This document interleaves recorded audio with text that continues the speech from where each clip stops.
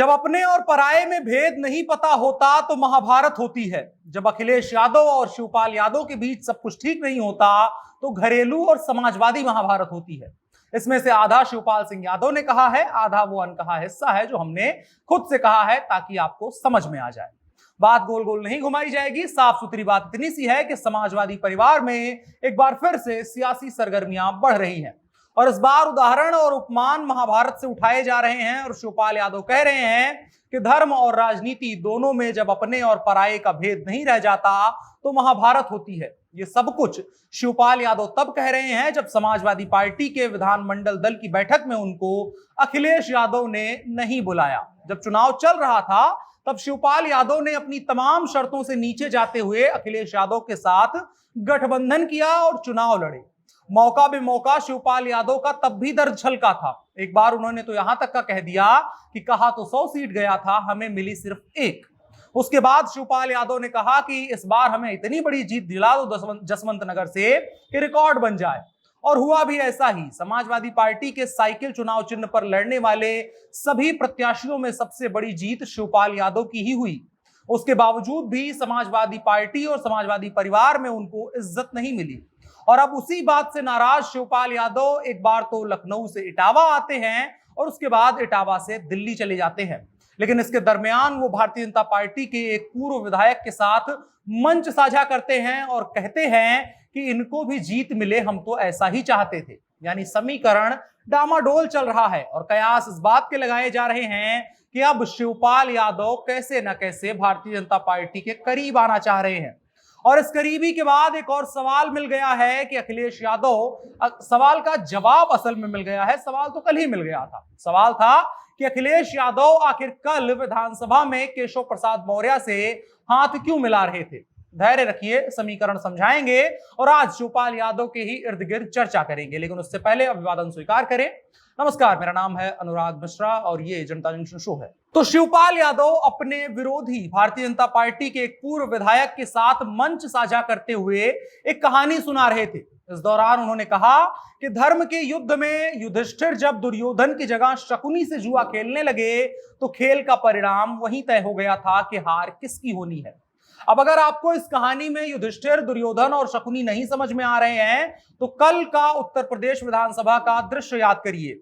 युधिष्ठिर की जगह रखिए अखिलेश यादव को, दुर्योधन की जगह रखिए भारतीय जनता पार्टी के उत्तर प्रदेश के सबसे बड़े नेता को और शकुनी की जगह रखिए भारतीय जनता पार्टी के पूर्व प्रदेश अध्यक्ष को।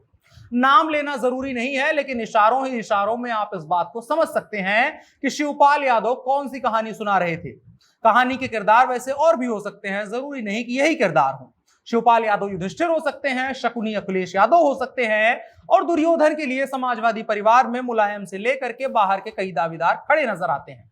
लेकिन जो भी हो, फिलहाल की तस्वीर यही है कि बड़ा दूरदर्शी उदाहरण शिवपाल यादव ने दिया है और फिलहाल के किरदार हमने इसलिए ऐसे चुने हैं क्योंकि जो फिलहाल अखिलेश यादव और केशव प्रसाद मौर्य के हाथ मिलाने की चर्चा है उसकी अलग अलग ढंग से व्याख्या की जा रही है और अलग अलग ढंग से उसका विश्लेषण किया जा रहा है। और इसके अलावा हमने फिलहाल इन किरदारों को चुना भी इसलिए ताकि शिवपाल यादव की कहानी में फिट किया जा सके, क्योंकि शिवपाल यादव जिस मंच से यह सब कुछ कह रहे थे वो भारतीय जनता पार्टी का मंच था। भारतीय जनता पार्टी के एक पूर्व विधायक का मंच था, वहां पर मौजूद थे वो। और शिवपाल यादव वहां इस कहानी के साथ साथ ये भी कह रहे थे कि हम तो चाहते थे कि भारतीय जनता पार्टी के हरिओम यादव यहां से विधायक बने।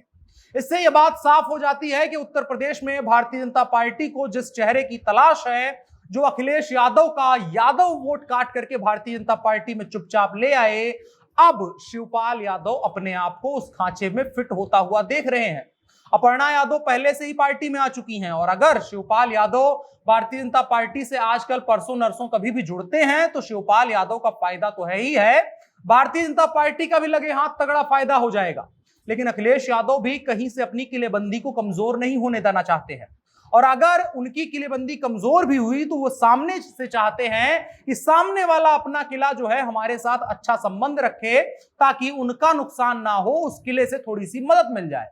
और जिसको बेहद आसानी से समझा जा सकता है कि जैसे ही शिवपाल यादव की करीबी की सुगबुगाहट अखिलेश यादव को लगी भारतीय जनता पार्टी से, तुरंत उन्होंने भारतीय जनता पार्टी के उत्तर प्रदेश में संगठन के सबसे बड़े नेताओं में से एक केशव प्रसाद मौर्य से करीबी बढ़ानी शुरू कर दी, जिसकी जो एक सबूत के तौर पर देखें तो कल एक तस्वीर हमको देखने को मिली गई। अब भले ही केशव प्रसाद मौर्य सरकार में कमजोर हुए हैं, संगठन में उनके पास कोई कद नहीं है, लेकिन फिर भी उनकी पार्टी संगठन में चलती अभी भी अच्छा खासा है। और ऐसे में अगर थोड़ी भी सहानुभूति अखिलेश यादव केशव प्रसाद मौर्य की प्राप्त कर लेते हैं तो शिवपाल यादव के लिए भारतीय जनता पार्टी के कई दरवाजे बंद करने में केशव प्रसाद मौर्य शिवपाल यादव की मदद कर सकते हैं। और अगर ऐसा होता है तो अखिलेश यादव अपना वोट बैंक बचाने में तो कामयाब हो जाएंगे, और साथ ही साथ शिवपाल यादव की भी जो राजनीतिक प्रत्याशाएं हैं और संभावनाएं हैं उसको भी काफी हद तक समाप्त कर देंगे। बाकी जो राजनीति फिलहाल अगर अखिलेश यादव की हम देखें जो कर रहे हैं, उसमें अखिलेश यादव के साथ साथ बार बार इस समस्या का जिक्र हो रहा है कि अखिलेश यादव ने पिछले चुनाव में बड़ा दिल नहीं दिखाया। अगर अखिलेश यादव ने बड़ा दिल दिखाते हुए और मौके की नजाकत को समझते हुए शिवपाल यादव का और अधिक साथ लिया होता, उनको और अधिक सीटें दी होती और अधिक उनका इस्तेमाल किया होता, जिसके लिए शिवपाल यादव पहले से तैयार थे, तो परिणाम बेहतर हो सकते थे, ऐसा कई राजनीतिक पंडितों का मानना है। अब बात यह भी नहीं है कि ऊपर जो हमने कहा वो 100% सत्य ही हो, लेकिन फिलहाल जो समीकरण दिख रहे हैं, फिलहाल की जो तस्वीर है, और खास करके कल जो विधानसभा में दृश्य देखने को मिला और उसके बाद शिवपाल यादव भारतीय जनता पार्टी के एक पूर्व विधायक और नेता के साथ मंच साझा कर रहे हैं, उसके बाद इन तमाम बातों को काफी ज्यादा बल मिल जाता है। और ऐसी सूरत में जब योगी आदित्यनाथ जो उस विधानसभा में केशव प्रसाद मौर्य के भी नेता हैं, वो अखिलेश यादव तक से नजर तक नहीं मिलाते हैं, उसके बाद भी केशव प्रसाद मौर्य बहुत सलीके से अखिलेश यादव का अभिवादन स्वीकार करते हैं, तो यह माना जाना चाहिए कि अखिलेश यादव भी अपना कहीं ना कहीं जुगाड़ फिट करने में लगे हुए हैं। तो दूसरी तरफ केशव प्रसाद मौर्य के साथ भी मामला यही है कि संगठन के साथ साथ वो संगठन में दूर दूर तक के जुगाड़ों को साबित करने की कोशिश में लगे हुए हैं। बाकी शिवपाल यादव की तस्वीर यही नजर आ रही है कि मजदार में एक बार फिर से अटक गए हैं। इस चुनाव में उनको शुरू में लगा था कि अखिलेश यादव के साथ मिलाएंगे और एक बार फिर से समाजवादी पार्टी के चेहरे के तौर पर वो आ सकते हैं, लेकिन फिलहाल ऐसा कुछ होता हुआ नजर नहीं आ रहा है। ये हो गया शिवपाल यादव का पक्ष।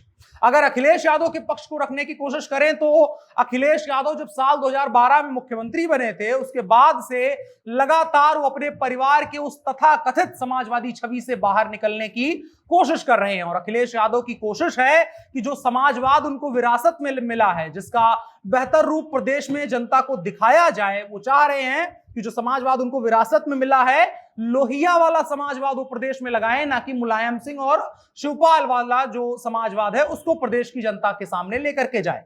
लेकिन जब से वो इस कोशिश में लगे हैं, तभी से उनकी पार्टी का बंटाधार होना शुरू हुआ है, पार्टी में बवाल होना शुरू हुआ है, परिवार टूटना शुरू हुआ है, और सब चीजों को मिला करके उनका राजनीतिक पतन शुरू हुआ है।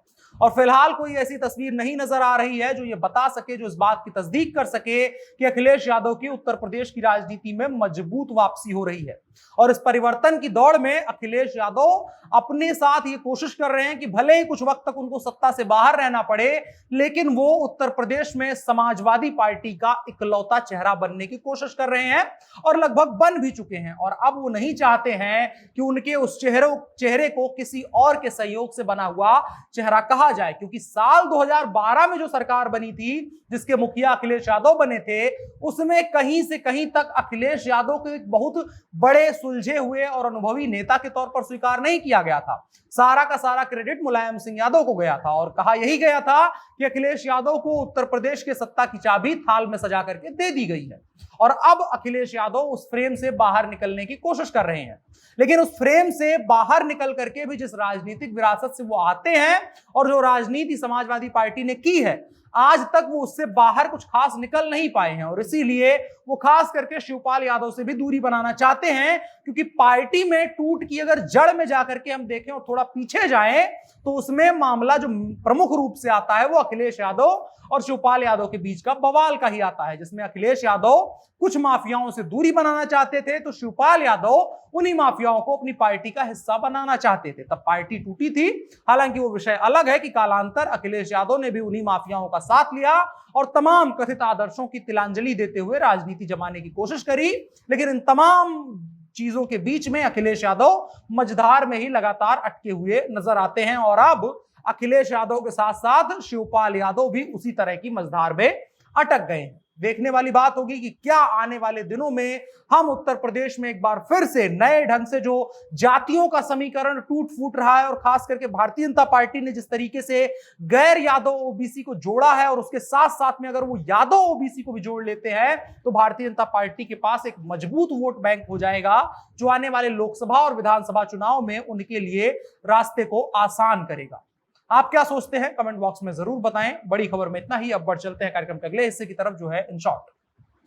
सबसे पहली खबर उत्तर प्रदेश से ही। समाजवादी पार्टी के नेता और विधायक आजम खान आज विधानसभा में विधायक पद की शपथ नहीं ले पाए। अदालत ने जेल प्रशासन को उन्हें विधानसभा में ले जाने की अनुमति नहीं दी है। जेल प्रशासन ने आजम खान को विधानसभा में शपथ ले जाने की अनुमति मांगी थी, लेकिन कोर्ट ने जेल प्रशासन की याचिका को खारिज कर दिया। इसके अलावा एक और खबर, दुबई में इन दिनों इंडिया एक्सपो हो रहा है। इसमें शामिल होने के लिए भारत के सूचना एवं प्रसारण मंत्री अनुराग ठाकुर भी कल पहुंचे थे। उनके साथ वहां पर बॉलीवुड एक्टर रणवीर सिंह भी मौजूद थे। रणवीर सिंह जहां जाते हैं वहां मस्ती माहौल का थोड़ा माहौल बन जाता है, आप जानते ही हैं। तो उसी के चलते कुछ ऐसा देखने को मिला जब एक्टर वहां पर जो रणवीर सिंह है उन्होंने दुबई इंडिया एक्सपो में शामिल होने के लिए रणवीर सिंह के साथ साथ केंद्रीय मंत्री अनुराग ठाकुर जो वहां पर गए थे उनको भी अपने साथ लपेटे में ले लिया और उनको भी डांस करने के लिए मजबूर कर दिया। उनका वीडियो बहुत ज्यादा इंटरनेट पर वायरल है।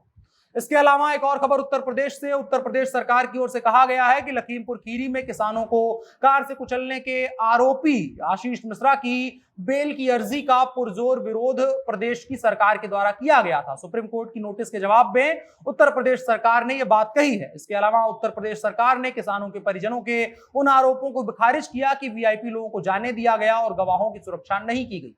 इसके अलावा एक और खबर पंजाब और उत्तर प्रदेश से मिला करके। पंजाब की जेल में निरुद्ध रहने के दौरान यानी बंद रहने के दौरान न्यायालय जाने के लिए मुख्तार अंसारी द्वारा उपयोग की जाने वाली एम्बुलेंस के फर्जी पंजीकरण के मामले में जो आरोपी बनाए गए हैं उनमें से मऊ की रहने वाली अस्पताल संचालिका है डॉक्टर अलका राय और उनके भाई डॉक्टर शेषनाथ राय को आज 4 बजे बाराबंकी पुलिस ने गिरफ्तार कर लिया है। इन शॉर्ट्स में इतना ही, अब बढ़ चलते हैं कार्यक्रम के अगले हिस्से की तरफ जो है आज का कानून।